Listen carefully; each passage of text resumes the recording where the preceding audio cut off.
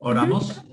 Ok, amén. Padre amado, te damos muchas gracias, Señor, por todas las bendiciones que hemos recibido de tu mano. Te pedimos que en esta tarde nos des sabiduría, inteligencia para poder discernir esta palabra, para poder entenderla y que nos puedas ayudar en lo que hay de esta escritura en el fondo, Señor. Vemos el texto, vemos el contenido, Señor, pero tu Espíritu siempre trata de discernir esta palabra para nuestro corazón, para nuestra mente, para nuestro entendimiento de una manera sencilla, pero eficaz. Ayúdanos, Señor, en el nombre de Cristo Jesús. Amén. Muy bien, bueno, pues estos son libros que se llaman libros posexilio. Esdras, Nehemías, Esther, Ageo, el mismo profeta Ageo, Zacarías y Malaquías, son libros considerados libros post-exilio. El que tiene un poquito mayor contenido profético es el de Ageo. También un poco también después del exilio, Zacarías y Malaquías. Pero estos libros han sido escritos con un vivo deseo de que el Señor pueda hacer cosas maravillosas una vez entendido el tema del cautiverio, de el haber estado en una tierra muy lejana durante más de 70 años, para algunos más de 70 años, para otros no tanto. Pero bueno, aquí lo importante es que muchos regresaron, muchos no regresaron, porque ellos, su cometido era después del cautiverio en Babilonia por 70 años. Lo ideal sería que todo el pueblo de Israel hubiera regresado. Regresaron muchos, pero no todos. Aprendieron un nuevo idioma, llegaron de un país donde se hablaba el arameo, ya no se hablaba el hebreo antiguo. Entonces, todas estas personas que regresaron con un deseo muy grande por estar en su tierra nuevamente, es convivir o estar en su tierra. Para ellos era el deseo de todos estos años, como profetizó Jeremías, que al final de los 70 años estarían nuevamente en su tierra. Entonces, estos libros son libros que se escribieron en el post-exilio para gloria del Señor y para bendición de todo el pueblo de Israel. Eh, Aquí se definen algunas cosas como la libertad que iba a traer un rey persa. Bueno, fueron dos, Ciro y Artajerjes, pero Ciro, conocido, también Artajerjes, pero un poquito más Ciro, conocido en la historia universal acerca de la liberación que hizo sobre muchas naciones al pueblo de Babilonia, ¿sí? Entonces, todo lo que es en el Oriente Medio, Irak, un poquito de Irán, Turquía, Pakistán, todos esos pueblos que más o menos están alrededor del Medio Oriente, tratando de alcanzar la mayor parte de lo que era el ambiente hebreo, es decir, la manera de vivir de pueblos que eran muy parecidos o similares como los latinos. Aquí los latinos casi todos tenemos un mismo idioma, no tenemos una misma moneda, pero tenemos un mismo idioma, tenemos una misma cultura. Entonces los hebreos también tenían una cultura muy parecida. La mayoría eran monoteístas, entonces la mayor parte de ellos coincidían sobre Dios y coincidían sobre Alá. Pero el pueblo de Israel era un pueblo independiente, muy diferente. El pueblo de Israel era un pueblo que tenía características propias, muy especiales que Dios había puesto a su pueblo escogido. Entonces tenía muy poco que ver en esta parte con el resto de las naciones hebreas. El pueblo de Israel es israelita por nacionalidad, es judío por religión y es hebreo por cultura. Entonces, para nosotros es muy importante entender un poquito esta naturaleza de lo que es el pueblo de Israel para poder saber más o menos cómo al salir de este cautiverio de 70 años hubo una alegría desbordante en este pueblo. Ellos empezaron a adorar al Señor antes de que se pusieran los cimientos para el segundo templo de Salomón. Entonces ellos anhelaban su libertad, anhelaban fervientemente tener una libertad que les había sido robada 70 años antes. Para el pueblo de Israel no era fácil entender todo lo que ellos iban a tener que hacer, porque aún no se había restaurado el culto y era necesario que se restaurara el culto. Era necesario que, a pesar de que no estuvieran los cimientos del templo, llegara la bendición de Dios sobre el pueblo de Israel. Ahorita lo vamos a ver en Ageo, que llegara la bendición para esta nación, aunque no estuvieran puestos ni siquiera los cimientos del templo. Entonces, no era sencillo para Israel salir de un cautiverio de 70 años con una nueva generación que hablaba otro idioma al del hebreo y poder entender en otro país, en otra nación. Imagínense que todos los jóvenes de los 50 millones que están en Estados Unidos, que son unos 12, 14 millones de jóvenes que viven en Estados Unidos, se vinieran a vivir al Distrito Federal.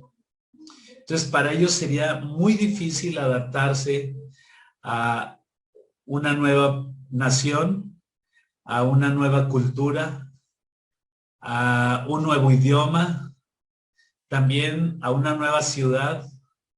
Ellos tendrían que adaptar toda su vida otra vez, porque el cautiverio había hecho de ellos una nación diferente en todos los que estuvieron en el cautiverio. Entonces, los que habían salido del cautiverio, que habían conocido Israel, que habían conocido su nación, ellos sí entendían un poquito lo que estaban buscando al tratar de levantar y restaurar la ciudad y al restaurar el templo. Entonces, esos libros nos enseñan un poquito acerca del levantamiento de la nación después de una gran tribulación, como era el cautiverio por 70 años, el levantarse, el salir de la nada, el formarse otra vez como nación, el establecer los principios que Dios ponía para ellos, estableciendo nuevamente el culto, la ceremonia, el sacrificio continuo, y cada una de las fiestas que ellos nunca fueron enseñados, pero que tenían que ser enseñados. Fue un punto de quiebre en el cual ellos tenían que decidir entre continuar con sus tradiciones o dedicarse a las tradiciones de su pueblo, de su nación original. Tratar de adaptarse a costumbres religiosas que ellos no tenían, pero que era necesario que estuvieran en ellas para que pudieran ellos tener racionalmente un conocimiento de el Dios Jehová de los ejércitos, del cual habían oído un poco, pero que no conocían, porque no habían participado de todos estos cultos a los que se refería la tradición sacerdotal. Entonces, entrar en cada uno de ellos es muy apasionante, no es fácil entender todo esto, pero deja mucha enseñanza, porque la enseñanza principal que tenemos en estos libros post-exilio tiene mucho que ver con la naturaleza nacionalista de un pueblo que no había tenido nación por muchos años, pero les nació el espíritu nacionalista y de aquí se levantan todos estos judíos, todo este pueblo judío como una sola nación, haciendo como si fueran un solo hombre. De esto trata este libro, y una de las cosas que podemos entenderlo nosotros actualmente es que no podemos nosotros claudicar ante los embates que tenemos del mundo. Es decir, no podemos nosotros caer en una mediocridad espiritual solamente porque no conocemos muy bien la palabra de Dios. El hecho de que no conozcamos bien la palabra de Dios no nos hace que nosotros seamos mediocres espiritualmente. Había un personaje, lo leí su libro hace muchos años, yo creo más de 30 años, un libro que se llamaba Samuel Morris. Yo les invito para que busquen este libro. Es un muchacho africano que fue traído por misioneros a Europa. Y este Samuel Morris llegó como niño adolescente a Europa y para él se le hacían las cosas muy nuevas. Cambió completamente de cultura, cambió de nacionalidad, cambió de hábitos, cambió de país. Entonces para él fue completamente diferente, pero él lo disfrutó y lo vivió intensamente porque él se sabía que era un hijo de Dios. Se lo habían dicho y había creído. Él creyó, Samuel Morris. Entonces, antes de empezar con esto, quiero nada más que vean una escritura, antes de entrar en Esdras, una escritura en San Juan. Alguien que me ayude a leer esta escritura, por favor, está en Juan capítulo 7, verso 37 y 38. Juan 7, 37 y 38. ¿Alguien que lo lea, por favor? El último día de la fiesta era el más importante. Aquel día Jesús, puesto de pie, dijo con voz fuerte: si alguien tiene sed, venga a mí, y el que cree en mí, el que beba, y el que cree en mí, que beba, perdón. Como dice la Escritura, del interior de aquel correrán ríos de agua viva. Amén. Okay. Muy bien. Entonces, fíjense qué interesante es esto. Ya era el último día de la gran fiesta y él dijo palabras muy elocuentes, muy, muy interesantes, porque dijo, si alguno tiene sed, venga a mí y beba. Y lo más importante que dice es, el que cree en mí, como dice la Escritura, de su interior correrán ríos de agua viva. Entonces, cuando usted se pone a ver, cuando te pones a ver a la nación de Israel en el post-exilio, era una nación fuerte, robusta, una nación que había salido del dolor, de la crisis, había salido este pueblo de el cautiverio, ningún amo, ningún cautivador es amable con sus esclavos. Entonces ellos estaban saliendo de una crisis tremenda de Babilonia. Aunque Ciro o Artajerjes eran buenos reyes, pues los que estaban debajo de ellos no eran igual de buenas personas con ellos. Entonces, para lo que estaba haciendo ahorita en este tiempo es haciendo del pueblo de Israel una nación completamente diferente. Y esta diferencia estribaba en que la prueba, el dolor, estaba formando en ellos o había formado en ellos carácter. Un carácter muy especial, muy interesante. Cuando dice la Escritura en San Juan 7, 38 y 39, el que cree en mí, de su interior va a salir un poquito de religión, un poquito de ánimo, a lo mejor, pero la Escritura dice realmente de su interior correrán ríos de agua viva. Entonces, para nosotros hemos sucumbido en el conformismo espiritual, porque la mayor parte de las iglesias han caído en un conformismo espiritual. Hay excepciones, hay honrosas excepciones, y qué bueno por estas honrosas excepciones, pero la mayor parte de las iglesias han caído en un conformismo brutal, enorme, tremendo. Entonces, hemos tenido nosotros líderes mediocres y somos nosotros ovejas mediocres porque hemos entendido que lo que funciona en este tiempo es la mediocridad. Y el pueblo de Israel, cuando sale de esta tribulación, cuando sale de esta esclavitud de 70 años, salen como una nación en potencia para conocer a un Dios que no habían conocido. Ellos sabían que había un juicio, había un castigo que duró 70 años, un castigo por la idolatría del pueblo. Después de aquellos reyes que tuvieron, que fueron nefastos, que fueron tremendos, como Acab, era necesario que hubiera una reconstrucción del carácter de cada uno de ellos.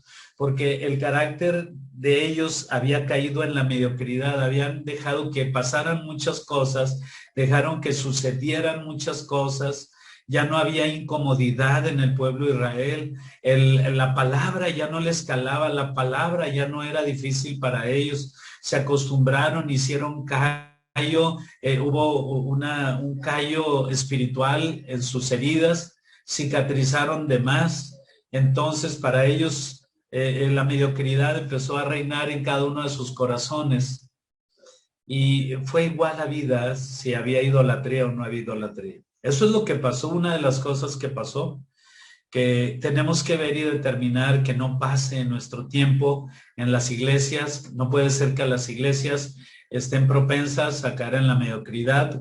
Somos la última iglesia y la Odisea es una iglesia hereje, es una iglesia indiferente que puede caer en la mediocridad únicamente por el saber que tenemos 2 Biblias o 3 Biblias en nuestra casa, las cuales no leemos, no conocemos, pero tenemos 2 o 3 Biblias. Tenemos una buena disposición para ir a entregar nuestros diezmos y nuestras ofrendas. Vamos y estamos los domingos en la mañana y cantamos, alabamos y pensamos que hasta ahí llega la vida cristiana.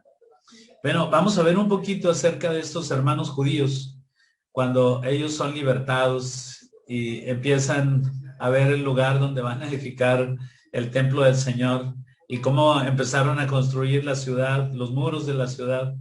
Entonces, no es necesario a la iglesia actual, no es necesario que llegue una tribulación de varios años y que nos provoque el nacionalismo y el entusiasmo y el deseo de ser como verdaderos hijos de Dios.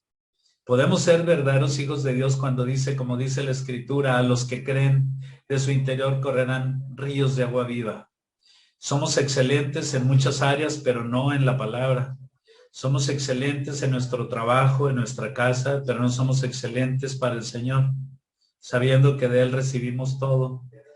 Entonces, lo que sucede en este tiempo es precisamente eso, que ellos habían salido de la mediocridad. Ellos habían salido del conformismo. ¿Existe la mediocridad espiritual? Claro que existe. Existe y es muy notoria en todas las iglesias. Existe y es muy notorio con todos los hermanos. Sí, y les había comentado hace algunas semanas que fui a cenar con unos amigos, unos hermanos. Eran 3 hermanos, 2 estaban tomando cerveza y me dijeron, ¿no te incomoda que tomamos cerveza en un restaurante? Digo, no me incomoda. ¿No te molesta que tomemos cerveza aquí en la cena? No me molesta. ¿Sí? ¿Crees que nos iremos al infierno por tomar una cerveza? Y les digo, no se van a ir al infierno por tomar una cerveza. Por supuesto que no. Dios es más que eso. Lo único que a mí me preocupa es que quieran dar más honor a su cuerpo o a la sociedad que a nuestro Creador. Fíjense, Isaías 43 a partir del versículo 4 dice, para mis ojos fuiste honorable y yo te amé. Por tanto, daré hombres y naciones por tu vida. Dice que nosotros fuimos honorables, pero nosotros no podemos o no sabemos dar honor a Dios. Isaías 55 dice que muchas naciones nos van a buscar a causa de nuestro Dios, a causa de Jehová de los ejércitos. Van a buscarnos y van a preguntarnos y van a querer que nosotros les contestemos y los cubramos y los protejamos a causa de Jehová de los ejércitos. Dice, ¿quién te ha honrado? Entonces una cerveza no te va a mandar al infierno. El único problema es que nos gusta complacer más a los amigos, más a los hermanos que a Dios. Nos llenamos más tratando de ser complacientes con nuestros hijos, con nuestros familiares o con nuestros amigos, más que tratar de complacer al Rey de Reyes y al Señor de Señores. No, una cerveza no nos va a mandar al infierno. Únicamente puede ser que quite un poquito de dignidad a nuestra vida y puede ser que demos más honor y más honra a la persona que quiere ofrecernos aquellas cosas que quiere que estemos tomando con ellos. Se trata de honrar al Rey de Reyes, se trata de darle honor Y esa mediocridad en la que podemos caer en muchas ocasiones tiene que ser quitada y abatida, la mediocridad espiritual. A la gente no le gusta que le incomoden.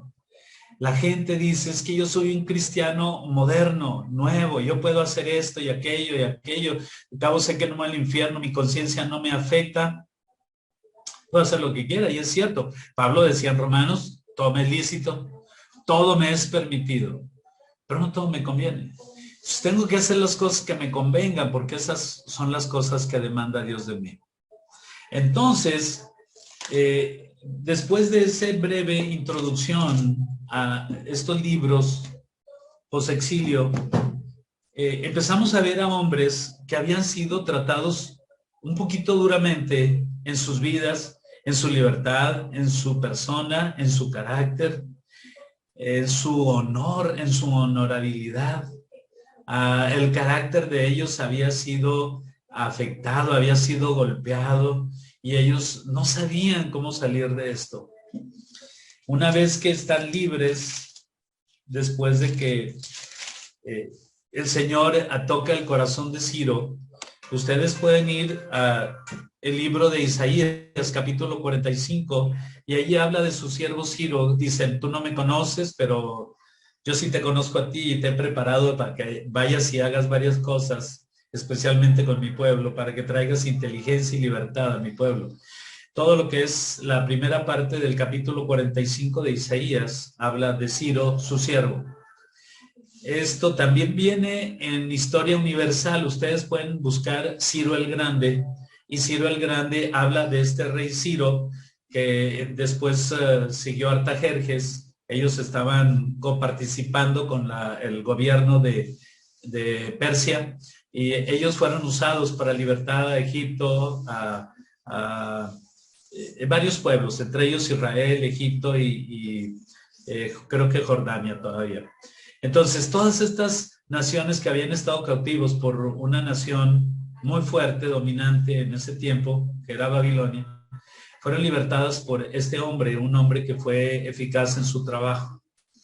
Y Esdras había estado sirviendo y halló gracia ante los ojos de Ciro.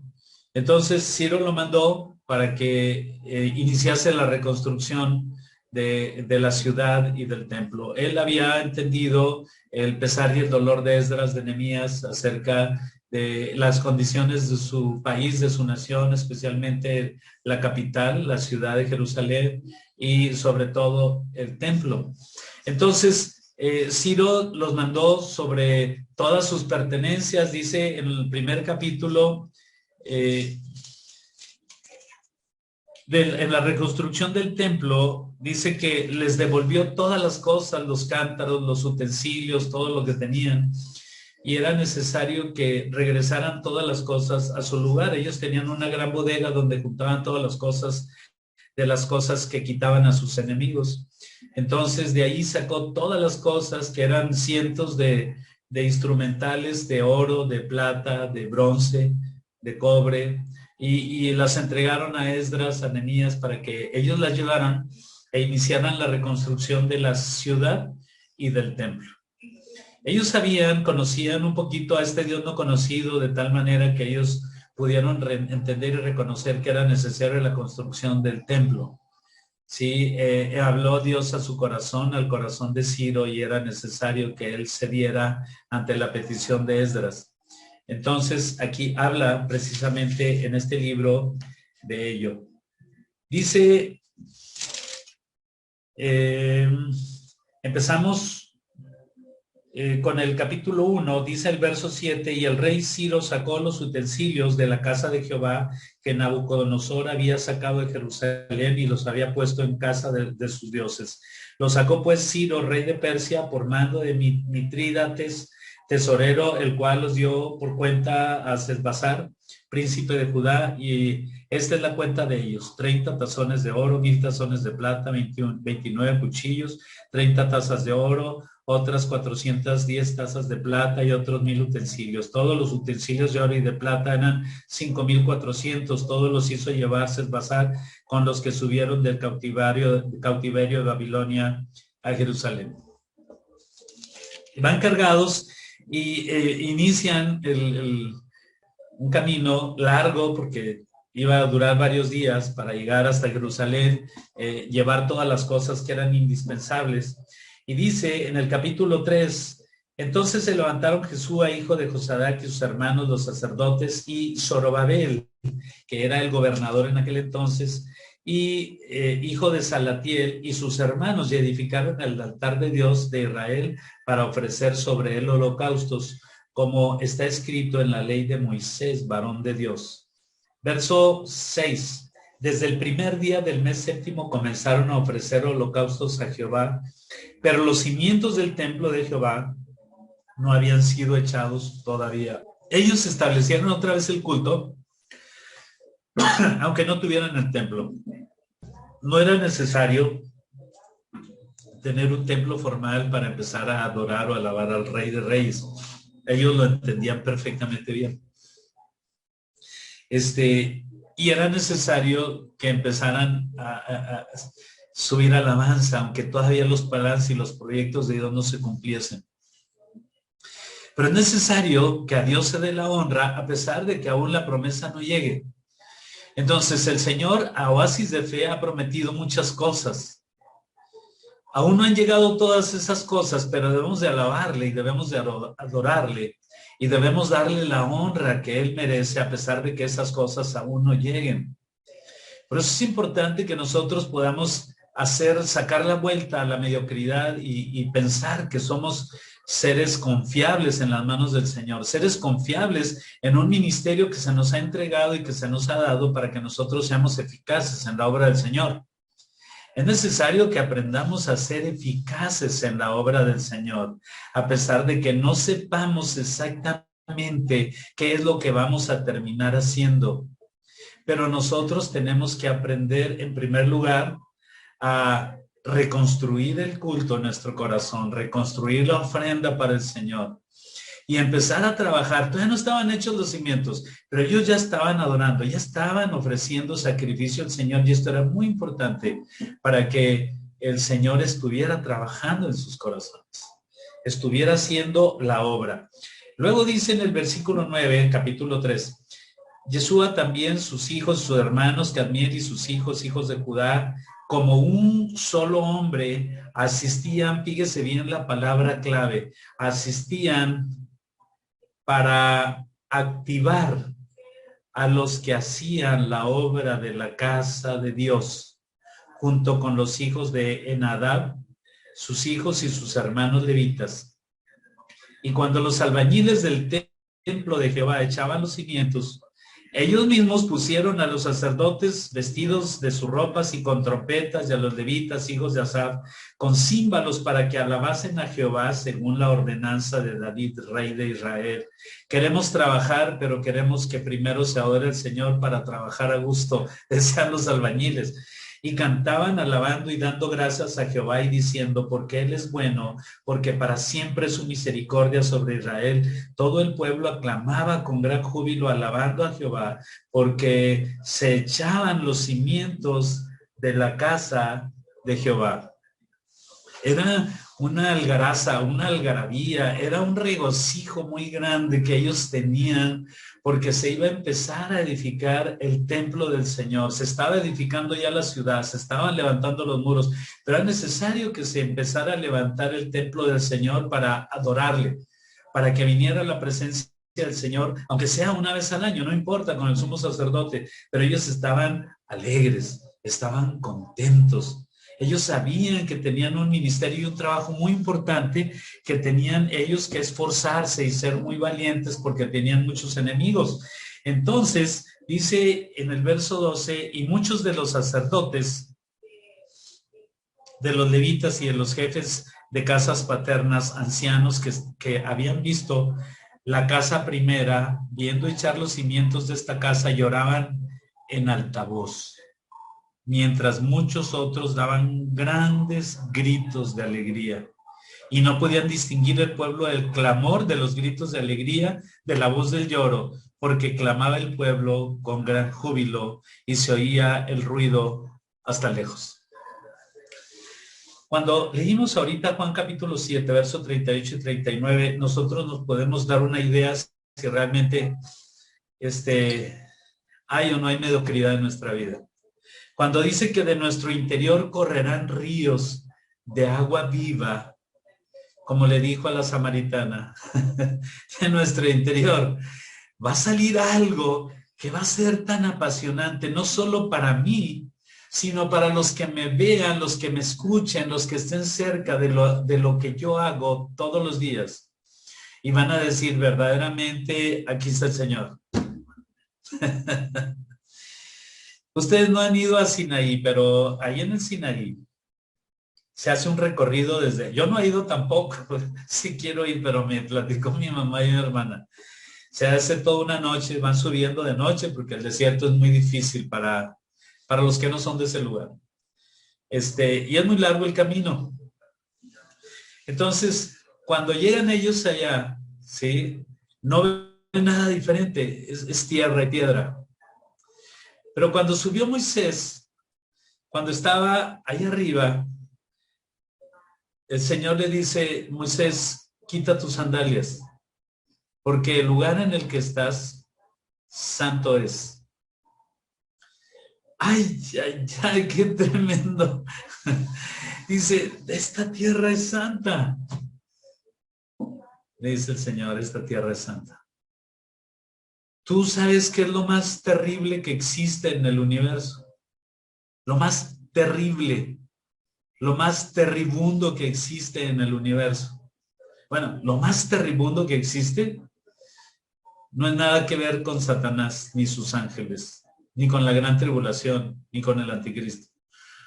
Lo más terrible que existe es la santidad de Dios. La santidad de Dios. En la santidad de Dios se consume cualquier cosa que contamine, que esté corrompida, cualquier cosa sucia, manchada, impura. Ahí nada sobrevive en la santidad del Señor.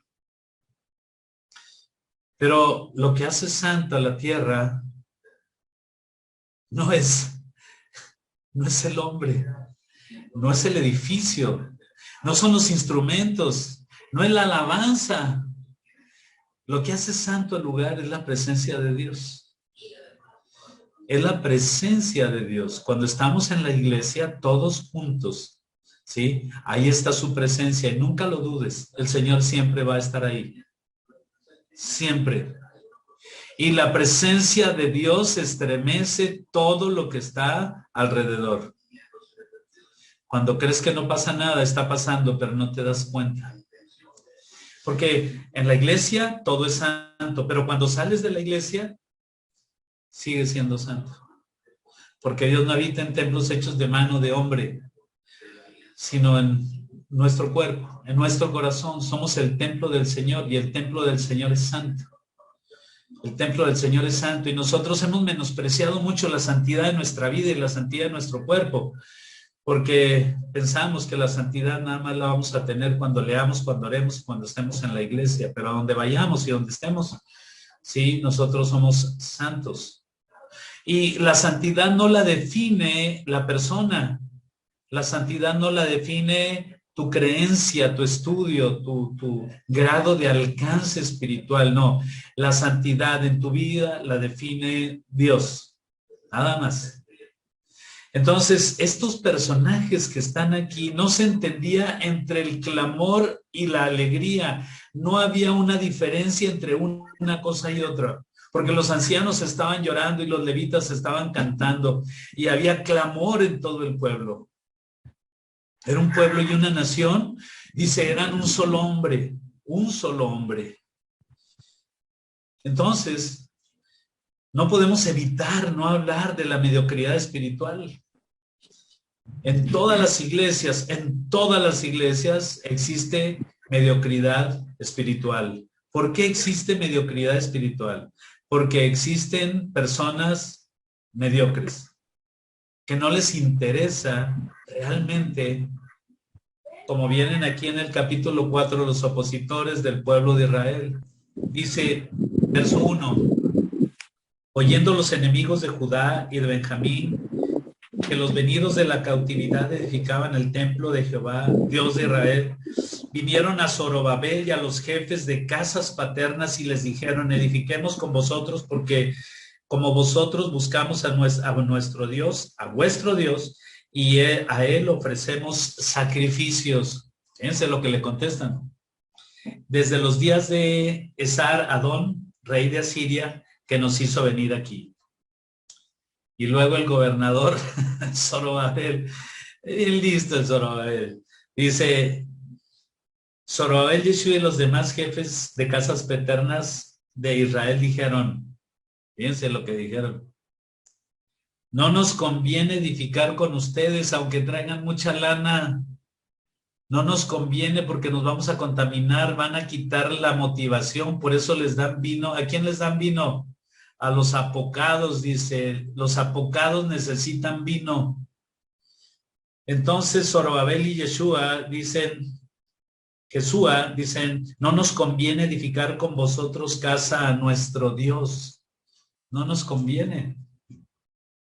Sino que nosotros solos la edificaremos a Jehová, Dios de Israel, como nos mandó el rey Ciro, rey de Persia.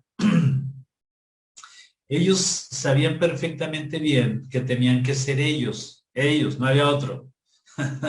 Ya estaban convencidos y seguros de lo que se trataba todo esto. Pero el pueblo de la tierra intimidó al pueblo de Judá y lo atemorizó para que no edificara. 6. Y en el reinado de Asuero, en el principio de su reinado, escribieron acusaciones contra los habitantes de Judá y de Jerusalén. Ahí empezó la oposición. Reún canciller y el verso 8. Y Simsai, secretario escribieron una carta contra Jerusalén al rey Artajerjes. En tal fecha escribieron a Reún, canciller, y Simsai, secretario, y de los demás compañeros suyos, los jueces, etcétera, etcétera, dice hasta el 11. Y esta es la copia de la carta que enviaron al rey Artajerjes. Tus siervos del otro lado del río te saludan. Sea notorio al rey. Y se levantaron en contra del pueblo de Israel. Pararon la obra 7 años. Qué tremendo, ¿verdad?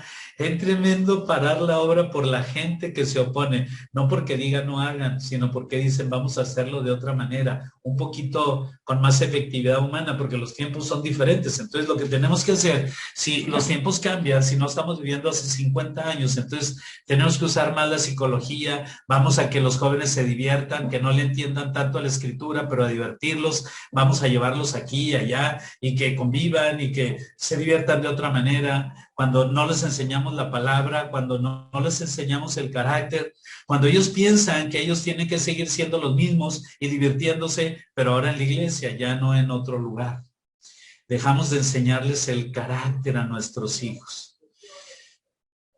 Tenemos miedo de nuestros hijos, no queremos que se enojen, no queremos molestarlos, no queremos que ellos tengan límites, ellos pueden hacer lo que quieren porque ya nos controlaron y nos tienen la medida a nosotros. Ustedes saben que sus hijos son como saetas en la aljaba de un cazador.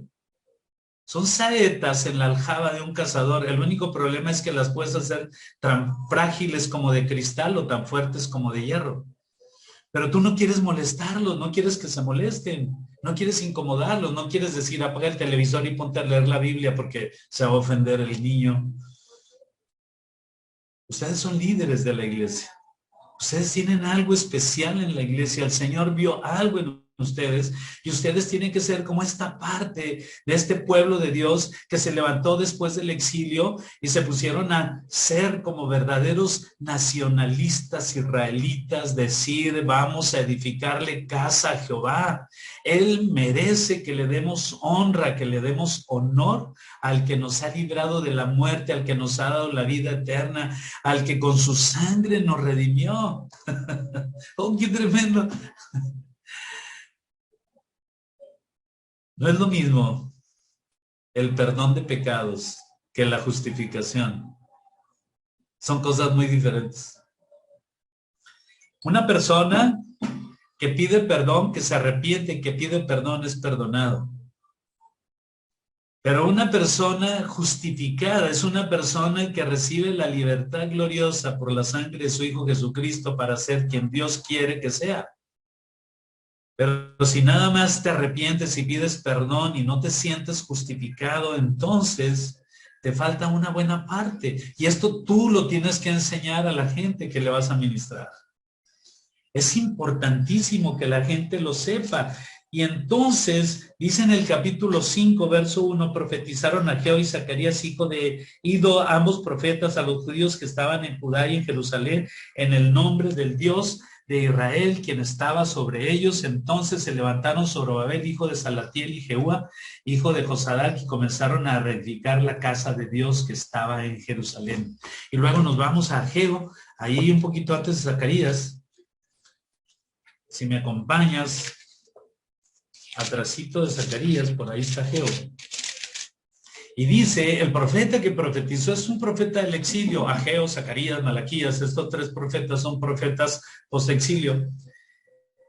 Y dice el verso 3, entonces vino palabra de Jehová por medio del profeta Ageo, diciendo, es para vosotros tiempo, para ustedes, de habitar en vuestras casas que están artesonadas. Y esta casa, la casa mía está desierta, le echan muchas ganas en su trabajo, hacen maestrías, hacen doctorados, hacen licenciaturas, hacen carreras técnicas, ¿sí? Y acá mi templo, el ministerio de la iglesia está medio abandonado, está desértico, nadie le interesa. Hay muy poca gente que tiene interés, ¿sí? Entonces, dice el verso 5, pues ha dicho Jehová de los ejércitos, piénsalo bien, lo que tú estás haciendo con tu vida. Siembras mucho y recoges poco. Comes y no te sacias, te queda hambre. Por eso cuando te quedas en casa puedes estar comiendo todo el día. Bebes y te quedas insatisfecho. Te vistes y no te calientas. El que trabaja jornal recibe su jornal en saco roto. Así ha dicho Jehová de los ejércitos, medita sobre tus caminos. Sube al monte y trae madera y reedifica la casa y pondré en ella mi voluntad y seré glorificado, así ha dicho el Señor. Así ha dicho el Señor. Será esta casa reedificada. Yo un día voy a hablar con mi hermano Rafa y voy a decirle, hermanos, necesitamos reedificar esta casa. Está muy chiquita esta casa. Le falta algo más. Siervos del Señor que les guste el trabajo, que les guste leer, estudiar, orar, que tengan comunión con el Señor, que tengan interés en la palabra y que tengan amor por las vidas, que tengan amor por el prójimo, que les guste ayudar, que salgan a compartir el pan, que salgan a ayudar en el servicio sencillo y simple. No necesitan ninguna especialidad, ninguna maestría, ningún doctorado. Únicamente necesitan disposición. Como dice Mateo 25, capítulo 25, dice en el gran juicio, dice, porque estuve desnudo y ustedes me cubrieron y me vistieron y me visitaron y me dieron medicina y estuvieron conmigo. Y dice, ¿cuándo no nos acordamos, Señor? Es que lo hicieron a todos ellos. Y si lo hicieron a todos ellos, ustedes no sabían que a mí lo hacían. Entonces todos pensamos que el trabajo y la gloria en la iglesia o en el servicio al Señor es en vano. Entonces vamos a entregarle lo roto, lo cojo, lo dañado, lo enfermo. Dice el Señor, a ver, preséntaselo a uno de tus, vea, llévaselo al gerente de tu empresa, llévale ese pavo que estás ofreciendo aquí en la iglesia. Llévale todo lo que haces. Así como trabajas en la iglesia, ve y trabajar allá con tu jefe, allá en la empresa y el negocio, a ver qué te dice. A ver si no te corre, te agarran corrida. Te agarran corrida, te va a correr. Si lo haces así como en la iglesia, no vas a durar ningún trabajo. Te lo aseguro. Hermanos, es que estoy hablando para todos los que estamos aquí, pero también para los que nos van a escuchar en la grabación, así es que no se preocupen, no estoy tirándoles a ustedes. Estamos aprendiendo y estamos estudiando. Estamos viendo todas estas cosas que son muy importantes. Es tremendo cuando tú te pones a ver a Ageo. Dice en el capítulo 2, esta parte la termino aquí con Ageo. Dice verso 7, y haré temblar a todas las naciones, y vendrá el deseado de todas las naciones, y llenaré la gloria de esta casa, ha dicho Jehová de los ejércitos, porque la gloria de esta casa será mejor la postrera que la primera. Y dice, la gloria postrera de esta casa será mayor que la primera, ha dicho Jehová de los ejércitos, y daré paz en este lugar, dice Jehová de los ejércitos. Y dice el 8, mía es la plata y mío es el oro, dice Jehová. Algunas veces confiamos en hermanos que tienen empresas, negocios, están adinerados, y confiamos en ellos. Son los que menos dan. Ellos no dan. Ellos conocen el valor del dinero y ellos están trabajando y están haciendo todo eso. Ellos no van a soltar nada. Pero conocemos al Dios de dioses, al Rey de reyes, que es dueño de todo el oro y toda la plata del mundo. Y un día nos vamos a poner a trabajar todos para hacer una iglesia como Dios quiere que la tengamos. Una iglesia donde no nos podemos anquilosar, no nos podemos echar a perder en la misma iglesia, porque puede ser que estemos los mismos de siempre, pero el Señor va a traer y va a adherir a la iglesia a los que han de ser salvos. Pero esa iglesia es muy pequeña, no es suficiente. Dios no nos mandó a hacer grandes iglesias. Pero cuando todos estemos predicando y estemos hablando del Señor, el Señor va a añadir cada día a los que van a ser salvos. Así es como estaban ellos. Y dice el verso 12, si alguno llevare carne santificada a la falda de su ropa y con el vuelo de ella tocar el pan o la vianda o el vino, el aceite, cualquier cosa, ¿será santificada? Sí. Y ellos respondieron, dijeron, va a ser contaminada. Y dijo Ageo, si un inmundo a causa del cuerpo muerto tocare alguna cosa de esta, ¿será inmunda? Y respondieron los sacerdotes y dijeron, inmundo será. Y respondió Ageo y dijo, así es este pueblo. Qué tremendo. Y no es psicología inversa. Y esta gente delante de mí, dice Jehová, y asimismo toda la obra de sus manos y todo lo que ofrecen es inmundo, dice el Señor. Ahora pues medita en vuestro corazón desde este día en adelante, antes de que ponga piedra sobre piedra en el templo de Jehová. Antes que sucediesen estas cosas, venían al montón de 20 efas y había 10, venían al lagar para sacar 50 cántaros y nada más había 20, había muchas cosas. Pero fíjense lo que dice el Señor. Te herí con calor. Te herí con una plaguita así de insectos en la piel. Y con granizo, porque tenías que cubrir para que no te cayera el granizo. En toda la obra de vuestras manos te castigué de una manera tan tierna. Es como si tu papá te agarrara en vez de cintarazos con una mascada y te pegara con una mascada. Mas no se convirtieron a mí, dice el Señor. A pesar de que os traté amorosamente, no se convirtieron a mí. Medita pues en vuestro corazón desde este día en adelante, desde el día 24 del 9º mes, desde el día que se echó el cimiento en el templo de Jehová. Medita pues en vuestro corazón. ¿Está la simiente en el granero? No hay semilla. ¿La vid tiene uvas? No. ¿La higuera tiene higos? Tampoco. ¿El ganado? No hay ganado, Señor. ¿Y el árbol del olivo ha florecido? No, Señor. No hay aceitunas. Mas desde este día, cuando ves que no hay nada, dice Dios, yo, el Dios tuyo, el Dios que te ha honrado, el Dios que te ha honrado, Él te va a bendecir. No hay nada, desde este día el Señor te va a bendecir. ¡Qué tremendo! Vámonos a Esdras capítulo 7 a ver qué dice, porque es necesario que no perdamos, es que como son varios libros, es difícil tocar dos, Esdras, Nehemías y Esther al mismo tiempo, pero voy a hacer la lucha. Dice capítulo 7. Vamos a ver, bueno, no vamos a ver los antecedentes de los que llegaron con él. Dice, y con Esdras subieron en el verso 7 a Jerusalén algunos de los hijos de Israel y de los sacerdotes, levitas, cantores, porteros y sirvientes del templo en el 7º año del rey Artajerjes. Ya había el que había dado la segunda orden, primero fue Ciro, después de 7 años envió Artajerjes a Esdras y Nehemías a que levantaran ya el templo, dio la orden, aventó la carta, después de la queja de aquellas personas, escribió un decreto y estableció que se empezara la obra, porque Dios había sido el que había ordenado.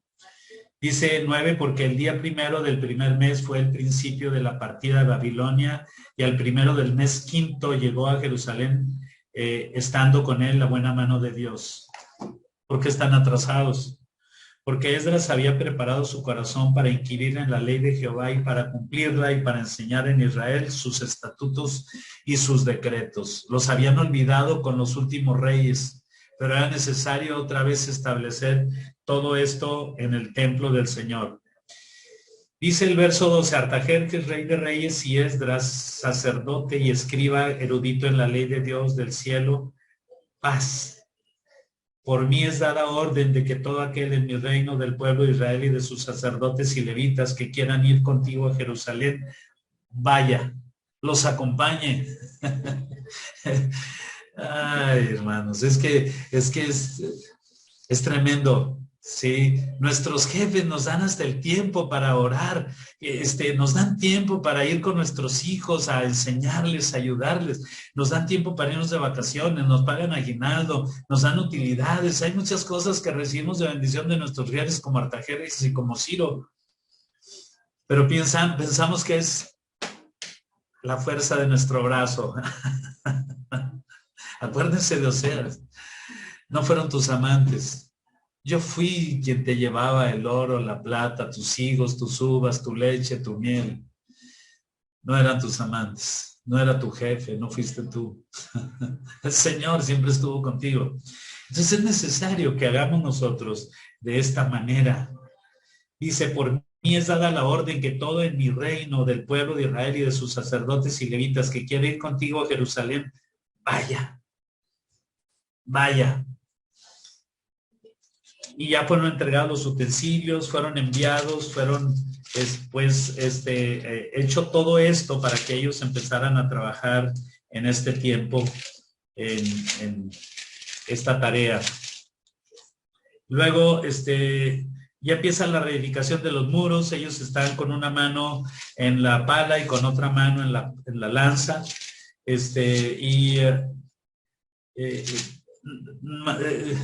Nehemías no le cae bien a nadie.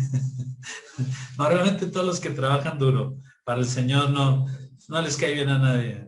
Siempre son los más criticados, pero no pasa nada. Así es siempre, así ha sido siempre. Nadie quería a los profetas. Nadie los quería. Entonces los únicos que fueron así como que mejor bienvenidos, porque no quitaban tanto diezmo, eran los jueces. Pero los profetas tiraban palabra muy dura. Entonces, perdón por la risa, hermano, pero es que si no tomo esto de esta manera, entonces a mí se me hace aburrido, pero no está nada aburrido, está muy entretenido, bastante entretenido, porque me acuerdo de hermanos y de iglesias y todo eso veo y digo, ay, Señor, ya nos traes en este tiempo, porque es un tiempo de la iglesia Laodicea, pero muchos no lo vemos, pensamos que estamos en Filadelfia o pensamos que estamos en Esmirna, pero no estamos ahí.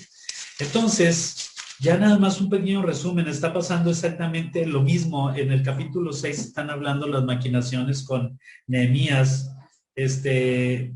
Sanbalat y Tobías. Esos eran personajes que estaban tratando de deshacer la obra de los que estaban construyendo.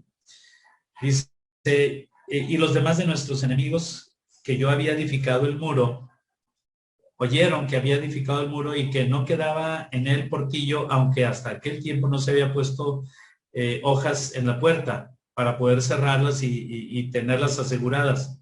Sanbalat y Gesem y Tobías enviaron a decirme, ven y reunámonos con algunas de la aldea en el campo de Ono, mas ellos habían pensado hacerme mal. Ellos querían destruir la obra de Dios. Va a haber gente, hermanos, que va a querer destruir la obra de Dios. Va a haber gente que va a querer destruir la obra de Dios. Pero la obra que van a destruir es de Dios. El problema es que nosotros no podemos permitir que destruyan la obra de Dios. ¿Y saben cómo la quieren destruir? La quieren destruir con la palabra. Es decir, utilizando cosas, entre comillas, espirituales y hablando mal de los pastores y hablando mal de personas porque quieren destruir la obra del Señor. Y ustedes han escuchado muchas cosas que se han hablado de pastores y por eso la gente migra de un lado para otro, porque andan buscando iglesias perfectas. Iglesias, dice, si no perfecta, cuando menos que me guste. Pero nosotros no podemos buscar en ningún lado una iglesia que nos quede a nuestro modo, que nos quede a nuestra medida. Debemos de buscar autoridad. ¿Sí? Yo necesito una autoridad que me diga dónde vaya y qué es lo que haga. Yo no necesito una iglesia donde se canten canciones bonitas, cantos hermosos. No puedo darme el lujo yo de permitirme el hecho de llegar a una iglesia donde la alabanza sea tan bonita que me gustaría cantar otra media hora y después que la palabra sea tan bonita que me gusta regresar el próximo domingo. La palabra debe de traer un convencimiento tal a la vida de un individuo estando en la iglesia que lo haga doblar rodillas, ponerse a orar, arrepentirse de todo lo que él tiene que arrepentirse, de ponerse a escudriñar las escrituras, saber qué dicen acerca de su carácter y de su persona y empezar a ser transformado. Porque tenemos que ser transformados, hermanos. Ahí dice la escritura, 1 Corintios 15.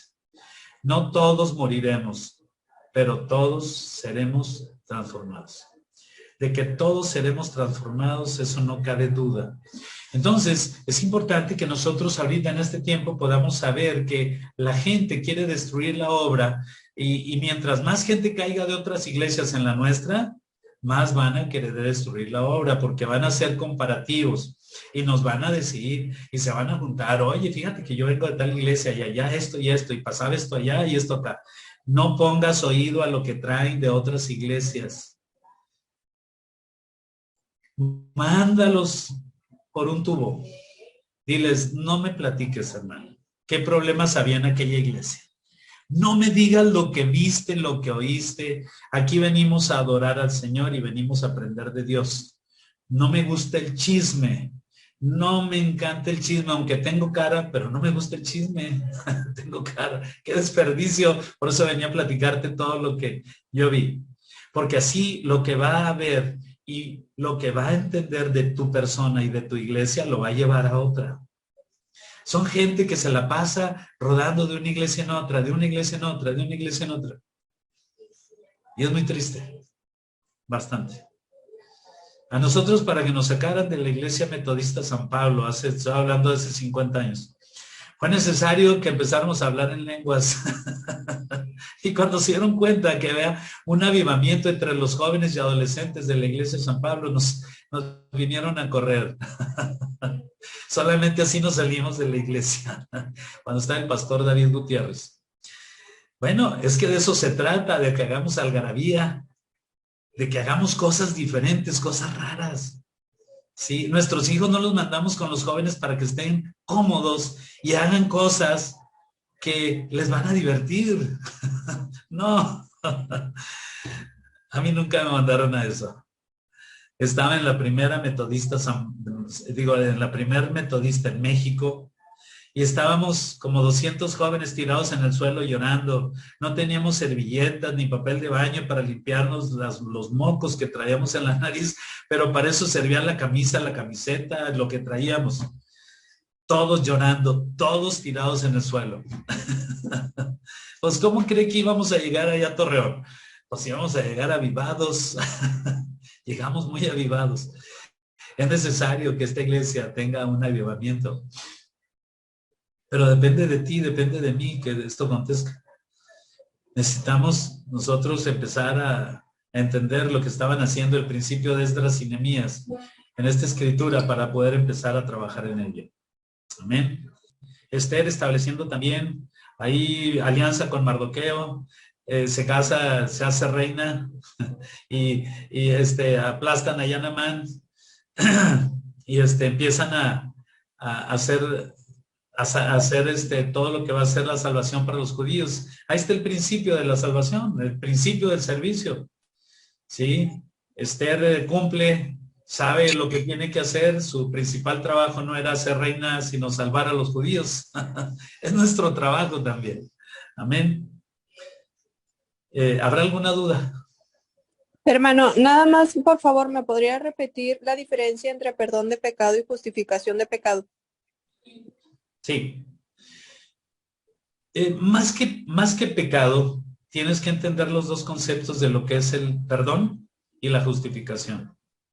Cuando tú le dices a Dios, Dios mío, perdóname, porque he pecado contra ti, y Dios te dice de inmediato, sí te perdono, porque te amo. Te perdono, ¿cómo no te voy a perdonar? Te perdono. Pero la justificación, dice Romanos capítulo 5, verso 1, justificados pues por la fe, tenemos paz para con Dios por medio de nuestro Señor Jesucristo.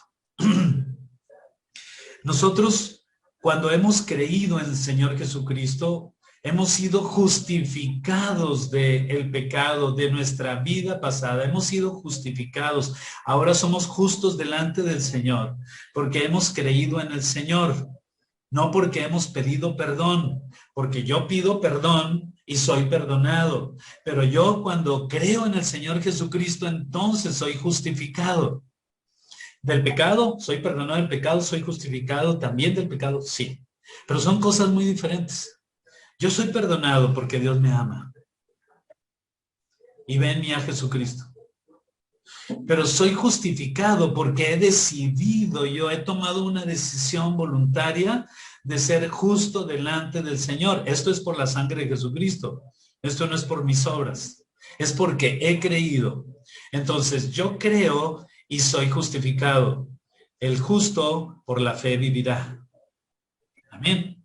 Entonces, por eso debemos entender que no es suficiente con el perdón, es necesario ir más allá, porque yo le voy a decir, Señor, es que como yo te voy a servir, voy a ser atacado, voy a ser vilipendiado, y va a llegar el hambre, y va a llegar el frío, y va a ir la escasez, y a lo mejor me corren de la casa el rentista, y a lo mejor sucede esto, Señor, pero voy a pedirte perdón por muchas cosas que pasen y que yo vaya a hacer. Lo que sí sé es que ya soy justificado.